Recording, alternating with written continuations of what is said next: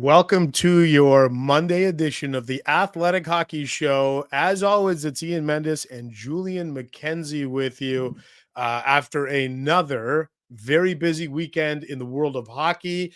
Julian, I'm excited to pick your brain on the Heritage Classic. Outdoor game, Battle of Alberta. They take it outside. I'm going to have to find out exactly how many layers you had of clothing for that. Let me think. So I had like a really big bulky jacket. I had like a suit underneath, turtleneck, thermal underwear for sure, because that's just a must.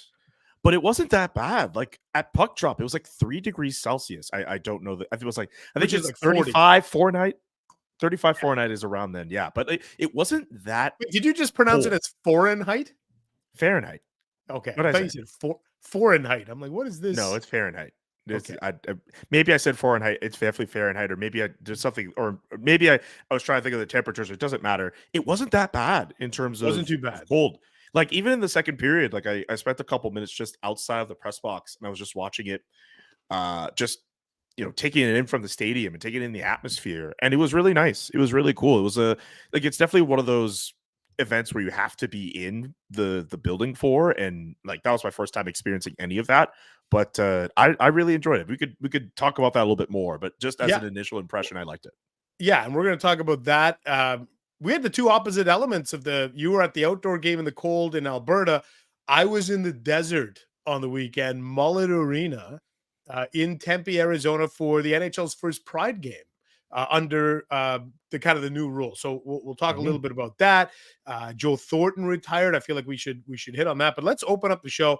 And unfortunately, this was the news that dominated the weekend, and it was awful. And it involves a former NHL player, Adam Johnson, tragically killed in an on-ice accident overseas. Adam played with the Pittsburgh Penguins. So why don't we bring in Josh Yohe, who, along with Rob Rossi, they did a fantastic job on the weekend, having to, tell a difficult story when a young man's life ends. Josh, thanks for joining the Monday podcast here. Hi guys, good to see you both. Wish it was under better circumstances, of course. Just terrible weekend for the hockey world. No other way to put it. Yeah, and I think what's important here is to look at the life of Adam and the impact that he had. And I know that you and Rob and other people have reached out to other people, and maybe just take a moment here to share with our listeners a little bit about Adam Johnson. Yeah, I mean, I'd be lying to you if I said I got to know him super well, because he wasn't in the NHL for that long, but he's just one of those kids that comes along. Everybody liked him. Just immediately likable, very kind young man. He was so happy to make it to the National Hockey League. I covered his very first game. I'll just never forget, even after the game, he still just had the big smile on his face. He couldn't get over the fact that he had made it. And I think he was one of those people who kind of willed his way to the NHL. He wasn't somebody that a scout looked at and said, oh, can't miss prospect. He wasn't that big or that fast, but he just worked his way there, and he finally made it to the NHL. And the only goal that he ever scored in his career was in Minnesota, in his home state with his family and friends there. I'll never forget it.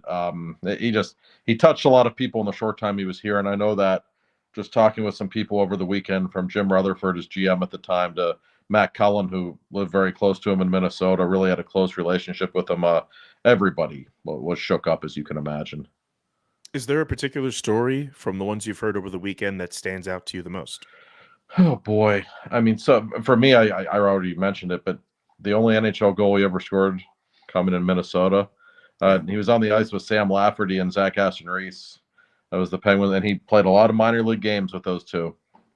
And I still remember seeing the smile on his face when he scored that goal. And Lafferty and Aston-Reese have both brought it up in the last couple of days. Like they will never forget the joy on his face. And he had a lot of friends and family in the building that night. You can't write it up. But you're going to score the only goal you're ever going to score in the National Hockey League, and it happens to be a road game in the city where you're from or in the state where you're from with your family there. That was just such of a touching moment. And he was one of those people. He just always had the smile on his face. I know we say that about a lot of people, but he really was one of those people. He was so happy to be in the NHL, and even at almost 30, he was still playing hockey. He was just one of those people. He was a hockey lifer. It was the game he loved. And just left an impression on everybody. And I can tell you from Sidney Crosby on down, all the people who played with him in Pittsburgh, they were hurting over the weekend. But in fact, the Penguins, they heard the news before their game Saturday against Ottawa, and they didn't know he had passed away yet, but they knew it was, grave condition, and it affected a lot of people, as you would understand. But that they had a real soft spot for him. There's no doubt. Yeah, and I think what this has done, unfortunately, it's opened up a broader conversation here. We've seen it. Mark Lazarus had a piece in The Athletic. Chris Johnston has a piece that is coming out, and if it hasn't come out already, it'll be out by the time most people listen to this. I think it just came out as you're talking about it. Okay, actually. Well, there you go. And the topic is, are these types of on ice accidents, while extremely rare, are they preventable? And I'm wondering, Josh, like in kind of listening to some of the conversations that have been happening, do you think that this is going to push more professional hockey players, NHL players, to wear some sort of protection in and around their neck? I will say this. I've covered this sport for a long time, as you two have also. I am astounded that this doesn't happen more often. I mean, how many times do you see a guy get checked and his feet go up in the air? It's always the first thing I think about. Where's the skate blade? I think the hockey world needs to have a discussion about it, in terms of the neck protection. I have a 9-year-old who plays. He wears one. I don't know why we stopped wearing them at some point when you think about it. I know guys don't like feeling restricted on the ice, but gosh, we went 100 years without people wearing visors. Like, was that very smart? I don't think so.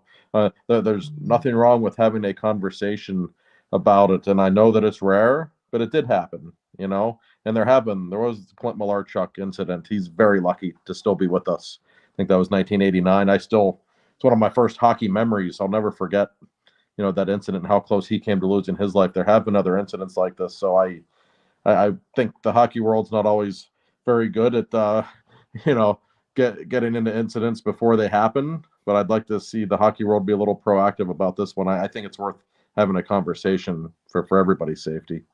And hockey manufacturers as well, who Yes. have made these neck guards as well. I mean, it seems as if people who have been asked about this, whether people who have not played at a high level or otherwise, they seem to say that comfort is a big reason why, or discomfort in this case is a big reason why they don't continue wearing these. Why are we at a point where neck guards, for whatever reason, are not that comfortable? I mean, it's unfortunate that we have to have this discussion in light of what happened this weekend.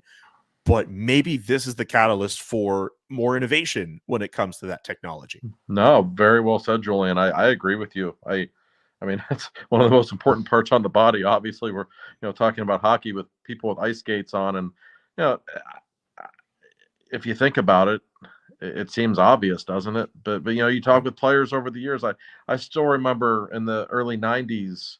Seeing interviews with players, I don't like wear the visor. I can't breathe well enough, or it fogs up, or I can't see.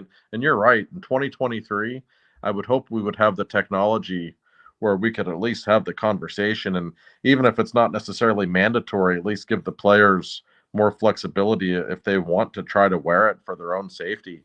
I think it's a really good idea. I do. I remember, and Josh, you would remember this because it involved Erik Karlsson and Matt Cook, but that Achilles, Erik Karlsson had his Achilles sliced by the skateboard of Matt Cook.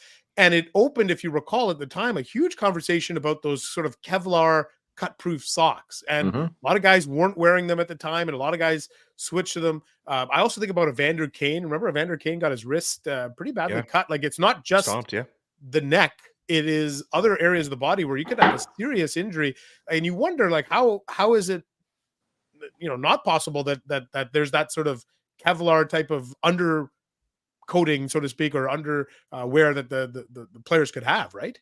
No, there should be. I mean, I remember a couple of years before the Carlson incident, PK Subban's skate went through the back of Jordan Stahl's leg, and he missed about, I think, 8 months or something. A very similar situation. And I remember very well the Carlson Cook, and for all of Matt Cook's indiscretions over the years, that was a fluky play. And it's one of those things that happens. A lot of guys don't like wearing them. I've known enough hockey players over the years. They like to be comfortable. They don't like feeling restricted. And I get it. I'm not a hockey player myself, so I don't know what it's like to be on the ice and to feel a certain way, to have to operate at top level. But I think anybody's going to want to be safe out there, right? And I'm sure this incident, and you hate when it comes to something like this, but I'm sure it will open up some eyes, and some guys are going to be thinking, man, I got a family watching me out there every night. What can I do to make them feel a little more comfortable about my safety out there? Stuff like this does happen. We all know it. And you know what? Year by year, it's a cliche, but it's true. The game literally does get faster every year. It does. And 10 years from now, it's going to be even faster than it is now. And the faster it gets, the more dangerous in some ways I think it becomes too. So I think it's a great point that you both brought up about the technology, these companies that make, from the sticks, skates, you name it, all the manufacturers. I don't think anybody's blaming them or holding them accountable necessarily, but I think we need to sit down with them and say, hey, like, what's going on here? Why aren't things a little safer? Here's another reason why I think we'll see some kind of change, because we've seen, you mentioned Clint Malarchuk. The one incident that stands out to me is Richard Zednik getting a skate to the neck as well. That's and right. That was really gruesome to see, but we didn't see anything immediately come from after that. If I'm not mistaken, Jacob Lauko a couple weeks ago with the Boston Bruins, his eye was cut by a skate. But for whatever reason, we have not seen, whether at the professional, just pretty much anywhere at the professional level, up until this point, we had not seen the league kind of step up and say, okay, we are going to make these things mandatory. But Chris Johnston literally put out a tweet about half an hour ago about the English Ice Hockey Association saying that they're going to make neck guards mandatory for all players as of December 31st. And the only reason why it's not happening sooner is because of supply issues. And up until this point, unless I'm wrong, I can't think of any other pro league that has stepped up after an incident like this and said, okay, we are going to make neck guards mandatory. We know it's mandatory in the junior leagues, but I have not, and I could be proven wrong, please, but I have not seen a pro league step up and say, okay, we are going to make this a thing. And now that this league, I presume it's the federation that Adam Johnson was playing under, because he was playing in the UK, now that they've stepped up and they've been proactive about this, how long until more people start making the point that the NHL needs to do this? The highest league in the world for professional hockey, for professional hockey, they need to do something like this. I think at this point, conversations, we're having them now. We're having them on podcasts. We're going to have we've already seen think pieces come out about this. It almost feels like it's going to be inevitable at this point. That's how I see it. Well, I think it's probably a matter of time, and this concerns the entire hockey world. I don't care what country it happened or who it happened to. The hockey community is a very tight-knit group, and this just so happens to be somebody that did play in the National Hockey League, who we do know him. And so maybe that makes it hit home a little more. But even if it had been a guy that we'd never heard of, I think we'd probably still be having this conversation. I hope we would. Absolutely. No, and I don't know how quickly it could be instituted, but listen, it's a conversation that needs to be had. Nobody's going to want their children playing a sport someday if safety precautions aren't being made. And I think hockey's been really guilty of that and really behind the times in a lot of ways for a long time. I mean, I'm old enough. I remember Craig McTavish playing without a helmet on. Like, I remember, think about it. It wasn't that long ago. I mean, it really wasn't. It's hard to imagine. Eddie Johnston still sits in the press box every night at Penguins games. He's 87 years old. Didn't even wear a helmet when he started as a goaltender. I mean, we're not that far removed from stuff like that. So we still have players who go through warm up without helmets. Right? And I get that's not an actual game, but what's stopping an incident from happening where someone shoots a puck off someone's head in a warm up? It's happened. I've watched it happen. Guys have gotten hit. A puck hits the crossbar. it ricochets and it hits a guy in the head. Yeah. I can't remember who it was. I remember years ago in warm-up, somebody I think collided and somebody fell and hurt their neck or something in a warm-up. I forget who it was. But no, there are always, it seems like 4 or 5 guys on every team that don't wear their helmet during warm-ups. It drives me crazy. It really does, because you're right. We all see it at games. Pucks hit crossbars. They ricochet everywhere. You don't know where they're going. I mean, you're taking a chance. It's just not a good look. And I get there's a measure of risk that has to be taken whenever you do anything in life. And in hockey as well, like, you can protect yourself as much as you can. People will still get hurt. But you do bring up a good point. Like, we're in the 2020s now. We're not in the 1980s anymore, where, you know, people could fight off the idea of wearing a visor or a helmet. Like, I think if the precautions and the concepts are there for people to protect themselves, shouldn't these players be in that position to do that? Yeah, and I would honestly, I'd like for the Players Association maybe to take the lead in this, because the National Hockey League itself has told us enough in the last few months with many decisions they have made. I don't even know what's going on with the league right now, but clearly they're not on the same page as most people, and I would love for the Players Association to kind of stand up and say, hey, you know what? This league exists because of the players, and we're going to try to set an example for all the younger people playing out there and keeping our own players healthy, and maybe have a conversation about this. I really think it would be appropriate at this point in time. Well, Josh, listen, before we let you go, we'll shift gears here a little bit, ask you one Penguins related question, because as you open up your phones or computers and you look at the standings, the Pittsburgh Penguins are in dead last in the Eastern Conference. Certainly not where they envisioned on being. And I'm wondering, in the market that you're in, who's taking the most heat? Is it Tristan Jarry? Is it the newcomer Erik Karlsson? How's this kind of playing out? Why are the Penguins in last place right now? Boy, I think for the first time, it's Mike Sullivan who's taking a lot of heat in the Pittsburgh market, primarily because the Penguins just kind of looked the same way they looked last year, which is to say, they look a little stale. Even though a lot of the names are different, the play looks the same. I can tell you, Crosby and Malkin have still been pretty good. Tristan Jarry's got 2 shutouts. He's kind of been up and down. Erik Karlsson, he's actually been really good defensively. No real mistakes there, which isn't what we're expecting with him. He hasn't really had the offensive eruption that we're waiting for just yet. But the biggest problem with the Penguins is the same thing it's been for years. They have exactly 1 goal from their bottom 6 in 8 games. They don't. If Crosby and Malkin aren't putting up the offense, they're not scoring. And the Eastern Conference is just too good. You can't survive if you only have 2 lines, and that's the problem right now. Yeah. Well, I would like to ask about the power play, because one thing I thought with Erik Karlsson being there, and you have Crosby and Malkin and Letang, this team's supposed to have a dynamite power play. What's going on with it? It has been embarrassing to watch. I think it's like 2 for 20 now. I know they have 2 power play goals, and It's even worse when we're talking eye test. It has been so bad. They're all being too polite. Karlsson's deferring to Crosby, and Crosby, hey, we got Erik Karlsson, let's give him the puck. No one's taking charge of the power play, and it's embarrassing when you've got all these Hall of Famers and you can't score a power play goal and can't even come close. It's a real concern in Pittsburgh, no doubt. And if I'm not mistaken, it's 2 power play goals, both scored in the same game by Crosby, right? Yep, both in Washington in the second game of the year. So, and honestly, guys, it looks awful in practice. Like, it does. The second power play unit looks so much better.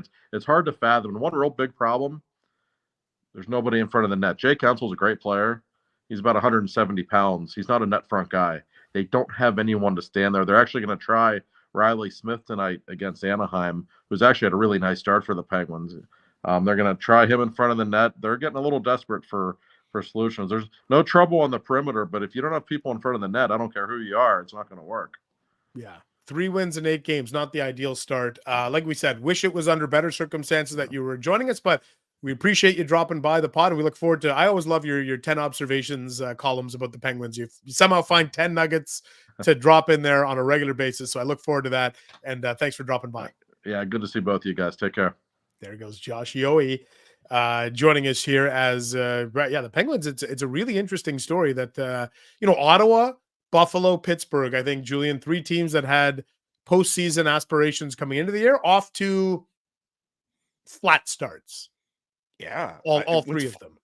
What's funny is that, like, the Ottawa Senators, it felt like over the last few days were kind of dominating headlines a little bit more because of the start and Oh, some of the other stories kind of floating around them. The Buffalo Sabres, I know they were trying to get, they were in a rut, and it seems like they're slowly starting to get out of it. They had a really big win over the Colorado Avalanche, but I mean the Edmonton Oilers, and I know we'll get to them too, but like they were off to a really bad start as well. And now they get Connor McDavid back. They went on Heritage Classic. We're starting to see those teams start to get out of it. But when they were in it, just to me, it felt like the Pittsburgh Penguins were just kind of taking a seat back in terms of them being a big storyline with all that, with their slow starts. I can't really explain why that is, but it felt like we were focusing on other teams. you know, and you bring up some of the stuff swirling around Ottawa. Let me just, as we're recording this on a Monday afternoon, Yeah. you know, last week in the middle of the Shane Pinto gambling story, which dropped on Thursday, I believe. We also got information, and Chris Johnston and I dug on this Thursday, I think, and a little bit into Friday. I can't remember now. My dates are off. But I sent Chris Johnston a note and said, hey, are you hearing anything that Dadonov in Ottawa, that this might be back on the mix? He says, hey, let me check. I said, well, I'm hearing that there's going to be something coming from the league. And Chris got back to me and said, yeah, there's the way we'd like to term it is there is, to our understanding, an active investigation. Now, Elliot Friedman on Hockey Night in Canada did say that we should expect some sort of ruling, some sort of punishment coming down to Ottawa. And I think if you're an Ottawa fan, it's fair to ask what, right? Like, this is a trade that happened 18 months, like 2 years ago was Dadonov to Vegas. 18 months ago was the botched Dadonov to Anaheim. What is going on here? And I think it's fair to ask what is going on. And the only thing I can come up with, Julian, is that Vegas never let this go. That's my kind of hypothesis here. Vegas has been relentless in trying to pursue some degree of punishment here. Because I think for whatever reason, they felt like they were misled, if that makes sense. Now, here's the question. People are like, what were you misled about? If you could just go to Cap Friendly and find out if Guy did or didn't have a trade clause, right? I can go to Cap Friendly. You can go to Cap Friendly. But what you can't go to Cap Friendly and see is whether or not that those trade clauses are only valid if they're submitted by a certain date and time. Usually like the 30th of June, I think you have to have them in, or the 1st of July, whatever. So maybe there's some confusion there. That's the only thing. And I think something happened in the trade call between Ottawa and Vegas when Ottawa sent Dadonov to Vegas that led Vegas to believe this guy doesn't have an active no trade clause. That's the best. And this is guesswork here. But aren't you kind of wondering what the hell? Like, why is this coming up now? Absolutely. We had a conversation about this, I want to say yesterday, where you were basically filling me in on everything. I have to admit, like, just with all the Heritage Classic stuff, my brain was not on the Ottawa Senators. But when we were talking about it, and you mentioned the fact that there's no real, I mean, as far as we know, I mean, I'm sure, I have a hard time thinking teams don't have some kind of place where they can see that a player has a place where they can see not only that they have a trade clause, a no trade clause, but also where, like, which teams are part of that clause. Like, it just blows my mind. Like, you mean to tell me, and you can tell me if I'm wrong, you mean to tell me if I'm making a trade, see, you and I are making a trade, and a player involved has a no trade clause, you have to take me at my word that that trade clause is in effect and these teams are on it? Like, I find that really bizarre, just generally. And I'll say this about Vegas. Vegas already has this reputation, well, at least before the Stanley Cup, where they're doing everything they can to win. And they're getting players in, getting players out, the way they're handling trades and all that. Like, that was a part of their reputation. And the Evgenii Dadonov move, very much in line with how we thought about that franchise. And a lot of people were looking at them really weird. If you're the Vegas Golden Knights and you care about your reputation around the league, and you realize it's all happening to you because some other team messed up, I would be very upset too, and I would want some kind of due process or justice in this situation. You gave us a player who We don't know. We thought there was an active no trade clause or there wasn't. And all of a sudden there is. And all of a sudden we can't offload them to Anaheim. Like if I'm Vegas Golden Knights management, I'm livid at this. I have every reason to be upset at the Ottawa Senators. I'm not upset at the fact that they're pursuing this. So the question is, though, remember the league looked into it at the time the deal went down and said, we don't think Ottawa did anything wrong. But like I said, my guess on this is Vegas was relentless, and there has to be new information that has come to light. Because if the NHL didn't find anything the first time, right? What came out this time? And if it came out this time, does that mean that Ottawa was withholding information? Then shouldn't that mean they should be in for a severe punishment? Because that's not right.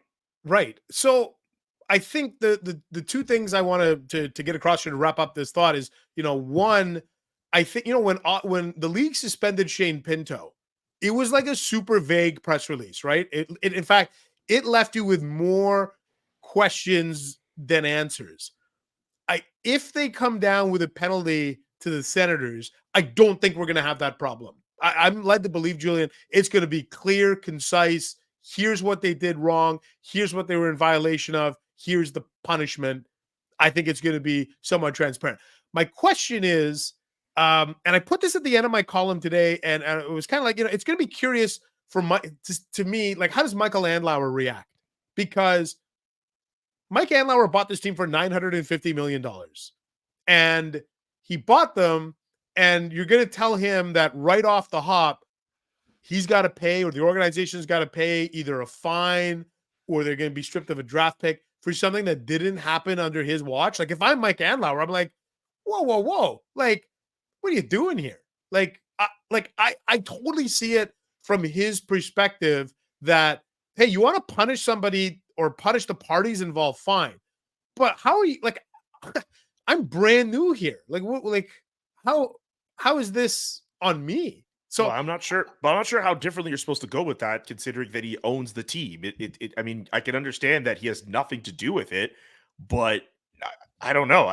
He kind of has to. I mean, it's weird to say that he kind of has to wear it, but he unfortunately has to bear some of that responsibility. The one person I'm thinking of is Pierre Dorian in all of this, already entering the season with his seat very much on fire. Does this, depending on what the punishment is, does this affect his job? Because already the team is not starting off well. We know how people get when new people come into an organization. They like to see their people take over.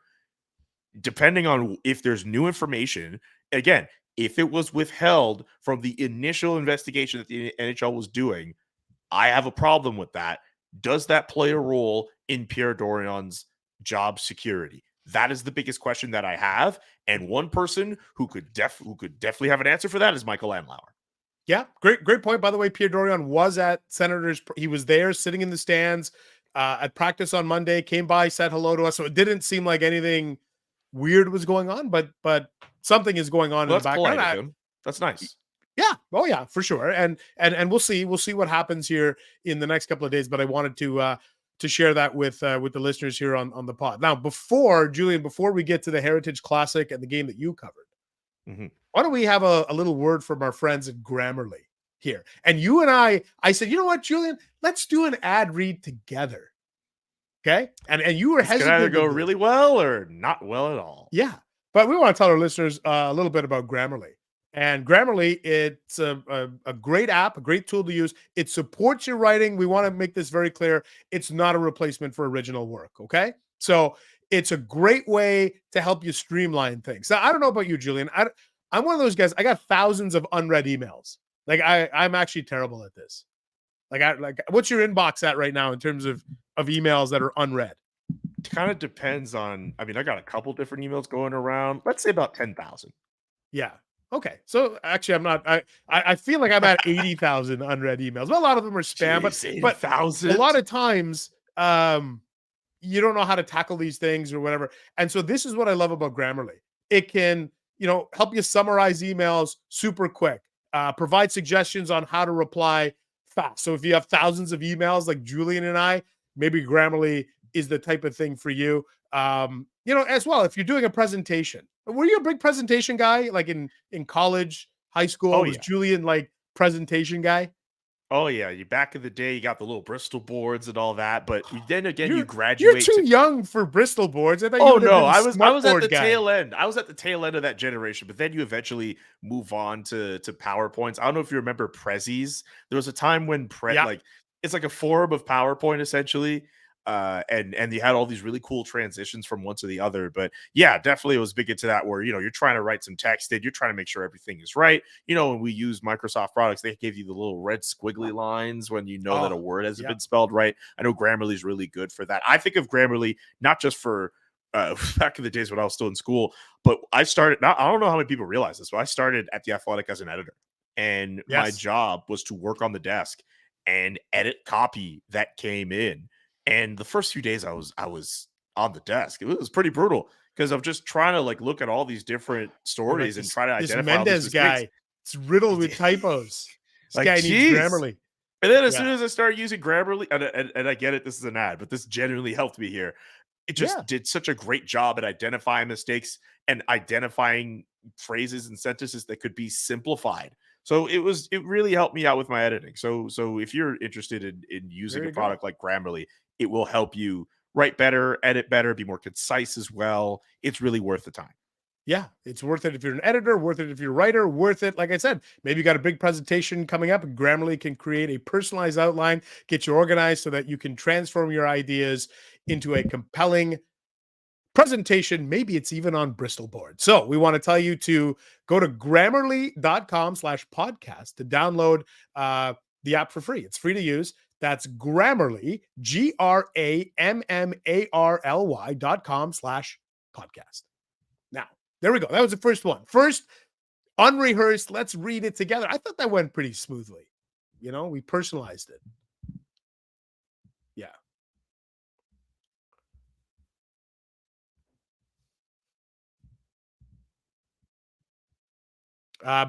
I want to let you know, Julian, that you've muted yourself. I don't know why you've decided to mute yourself. Again, this is the second time in as many days that this has happened. This is crazy. Well, you make me worry that my AirPods have died or something. Every time this happens, I know what happened. As the ad read happened, I accidentally bumped my mic, and then my mic got unplugged. You're like, and then God, Ian's plugged doing a live read with me. This is so. All I was going to say, sorry again for that. All I was going to say is it's one thing if we had any flubs during an ad about, I don't know, like another company that has nothing to do with grammar and spelling things concisely and properly.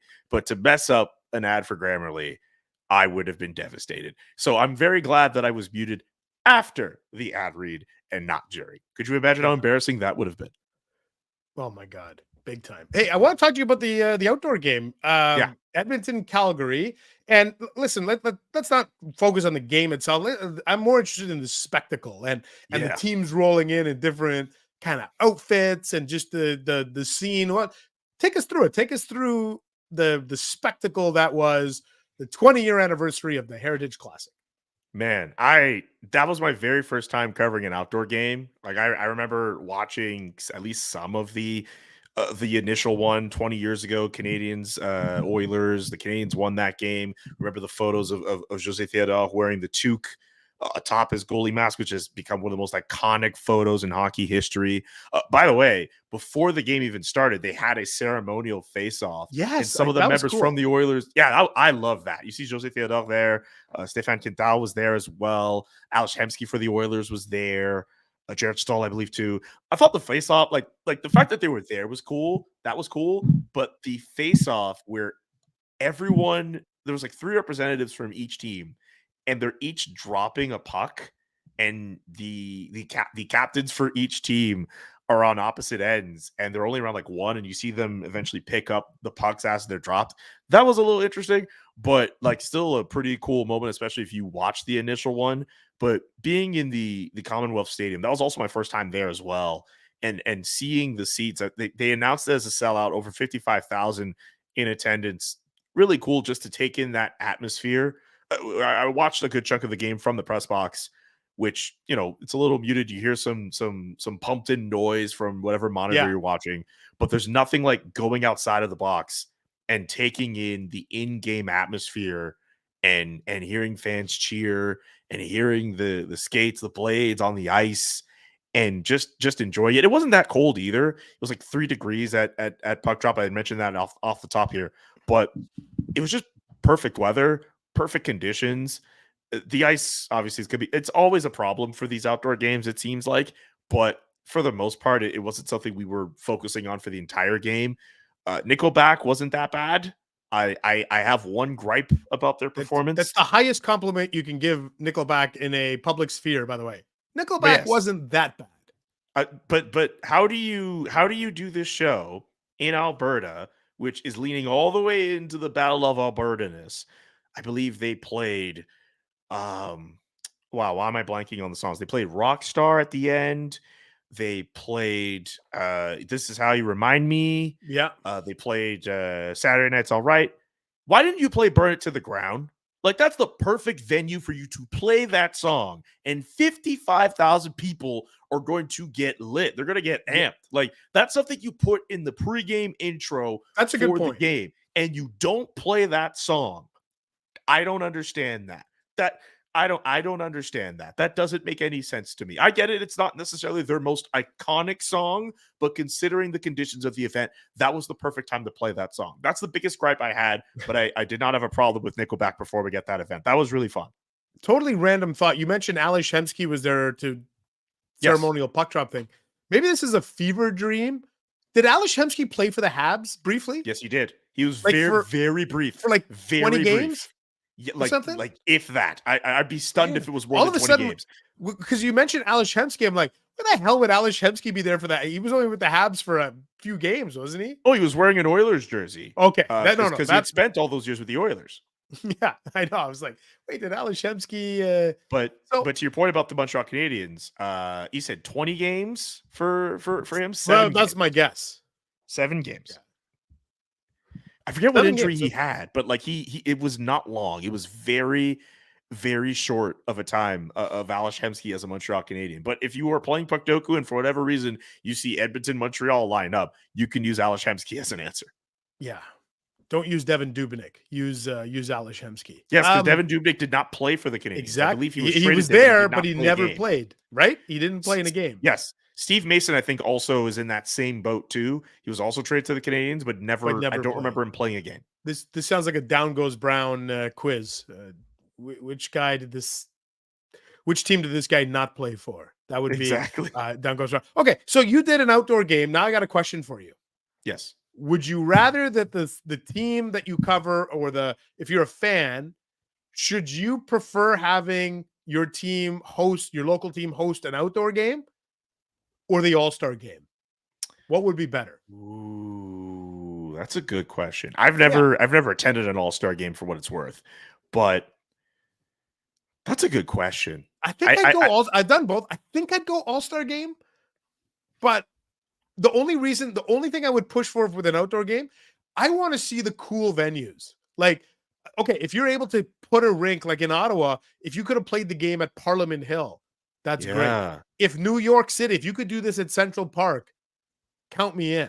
But when you're constantly doing the stadiums, football, baseball, I kind of feel like been there, done that, right?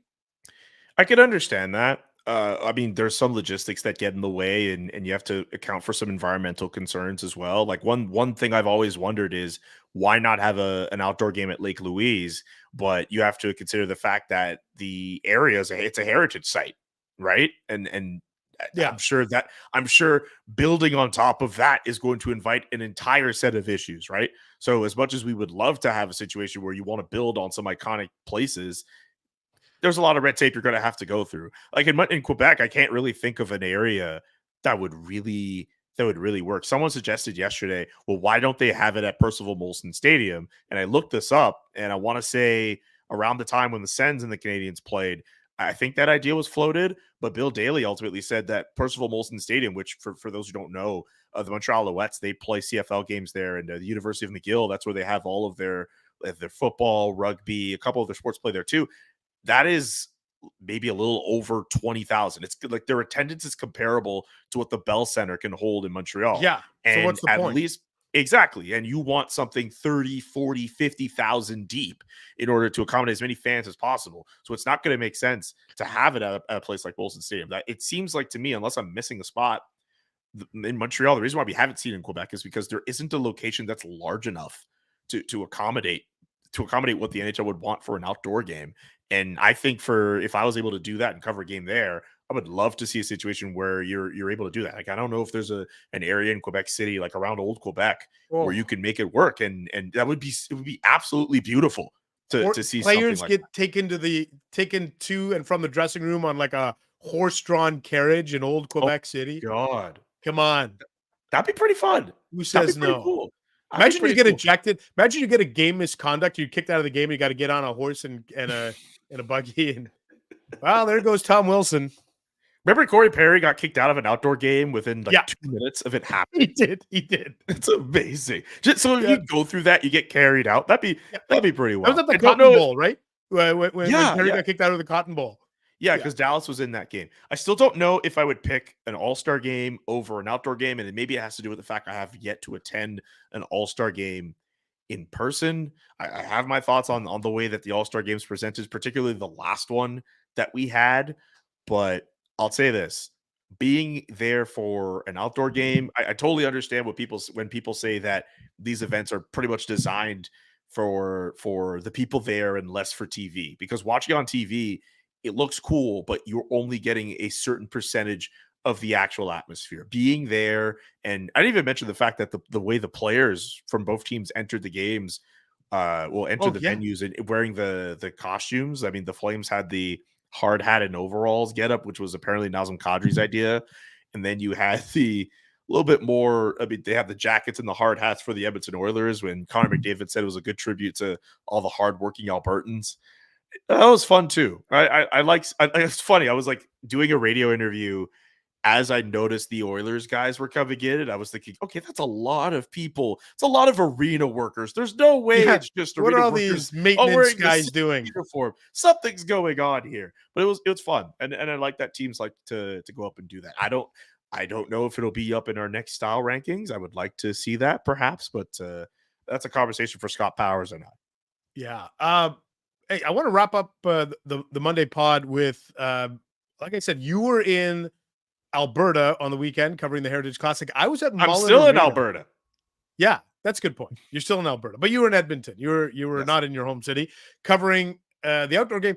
I was in the exact opposite. It was about 90 degrees Fahrenheit, not Fahrenheit, Fahrenheit. 90 Fahrenheit, 33, whatever that is, Celsius in Tempe at Mullet Arena. And before poor me, but hey, before I chat a little bit about why I was there, I want to tell you, that's a fantastic, and I know that there's a lot of low-hanging fruit. That's one of the most fun atmospheres I've ever been at for an NHL game. Like, it's was very unique. Popping, it was unique, and I got to give a huge shout-out to the entire Coyotes staff, the PR department there, Jeffrey Sanders and Javier Gutierrez, who's their president and CEO. They could not have been more welcoming to me coming in to cover their team. So I want to say a huge thanks to them. Huge thanks to Travis Dermott, who did a media availability. I had a great conversation with Travis too, just kind of off the record. Anyway, that was the whole reason why I went. First NHL Pride-themed night in the new era, so to speak. And I'll tell you, Julian, like what I did for this story, I said, I'm going to get there early and I'm going to go down by the glass. I'm going to watch the warm-ups with members from the LGBTQ plus community. And I thought that's a good way to see how they're feeling about this night and everything. And look, was there some disappointment that players didn't use Pride tape? For sure. But the one thing that everybody wanted to hammer home to me was they felt like this was a really successful night. And sometimes that we do focus too much on the players, and that they saw allyship everywhere inside that arena. That they saw a gay men's choir sing the anthem. They saw the mascot wearing a rainbow headband all game. They had a couple of players there. Sean Dursey was one of them. Liam O'Brien the other. They came to the game, Julian, wearing Pride jerseys. I saw that. So I think at the end of the day, there's a bit of a recalibration here, but I think it's time to kind of look at some of the initiatives that teams are doing. And I got to give the Coyotes credit. You know, they have a great program in Arizona, Julian, called the Growlers, which is specifically designed so that members of the LGBTQ plus community can learn to play hockey in a safe environment. That's a pretty cool thing that an NHL team is doing. So hats off to the Coyotes.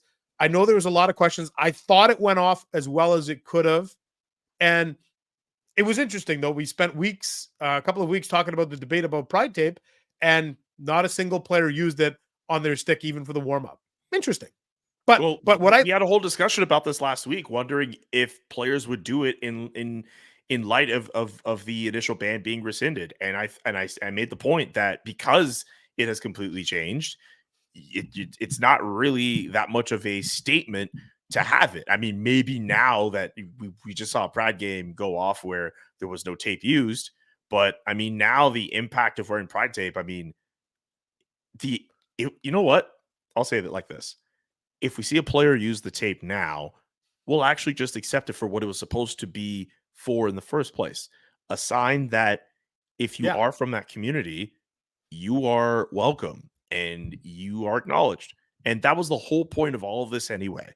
It's just kind of, I understand that there is some recalibration, and you know, if teams are going to go up, if this is the new era and we're going to see guys just wear the regular uniforms, and we'll see some moments of allyship and people being welcoming throughout the arena, whichever arena it is, that's going to be great. That's fine. It does still kind of boggle my mind a little bit that it took us all this consternation and frustration, right, and looping around to get to this point. But at the same time, I am still glad that we are at this point. And I hope that for other specialty nights as well, we are able to see some of that same energy where people from marginalized communities, especially for those specialty nights, they can go to those arenas, they can partake in hockey culture and feel a sense of belonging and welcome. Because at the end of the day, that's ultimately what the sport is supposed to be for. We're supposed to be able to share in this game together, no matter where you're from, no matter what you look like. We can acknowledge each other's differences, and there's nothing wrong with doing that, but those differences should be celebrated. And the fact that hockey has those differences should be celebrated in its game and acknowledged. And the fact that we're at that point, that makes me happy. But I know that we shouldn't forget about the fact that it took everything that's happened over the last year or so to get us there, and people have been frustrated, and people have been hurt over this, and it should be acknowledged too. But I'm very curious to see how other teams go off on this for the next couple of months, and if this ends up being the norm, that's great, and we can start focusing on more of those stories, like a Scott Lawton or a James Van Riemsdyk hanging out with members of the LGBTQ community at games. Or if a player feels comfortable to come out, right? Or maybe that's a long ways away, but stuff like this builds towards that, right? Like I want to see more positivity. I can't help but think of the negativity that got us there, but I am happy that we are at this point. Yeah, and you know, the one thing, you know, Travis Dermott, who ended up missing that game, he was ill, Julian, missed the game, ironically. But you know, one thing Travis said to us on Thursday was, you know, I think the question was phrased to him like, how many of your teammates do you expect will use the tape? And I really liked his answer. You know, his answer was, well, that's the beauty of the new rule. Now it's everyone's choice. And if you can choose to be an ally, and he said, if you don't wear it, I'm not going to single you out and I'm not going to judge you. And I thought that's the way to do this. Like, we need to look for the real allies in this sport. Travis is one of them. Scott Lawton is one of them. JVR is one of them. There's a handful of guys who are legit allies, and it's time to focus on the work that they're doing rather than the work of, you know, a few people who just philosophically or culturally or religiously this doesn't align with them. Okay, but what are we doing to create, as you said so eloquently, to create a safer space to allow a player to feel comfortable to come out in the NHL? That's what it's about. So, And I get that, like, for stuff like that, you know, it's their business and it's really their choice at the end of the day. And it's not, and I'm not saying that to say like, okay, I want these stories to come out so we could all cover them. At the end of the day, like it's on the player to do that. I just want that clarified. Yeah, I also think just the idea, it's kind of funny that we're at a point where we're okay with the idea that players have the choice, which I don't necessarily think that was an issue or a problem. It's just that the league had it set in this one way, and for years people didn't have a problem with it, and then all of a sudden a few people did, and now we're at this point, which we've seen other leagues do. I'm more fascinated by the change in it than anything else. I just want that clear, but it is fascinating to see how, as you mentioned, we're recalibrating how we go about celebrating these specialty nights, in particular Pride nights. Yeah. Well, I'll tell you what, we're gonna have to leave it there because I got to run to go do a feature now, Julian. Yeah, I gotta record this other podcast. I don't know if you ever heard of the Chris Johnson. Who's this show? Chris Johnson guy? Yeah. Yeah, I don't know. We keep mentioning him here and there. Hit I've him never up. met this dude in person at all. Yeah. He could be CJ. tall. He could be short. I have no idea. He could be a short Yeah. king.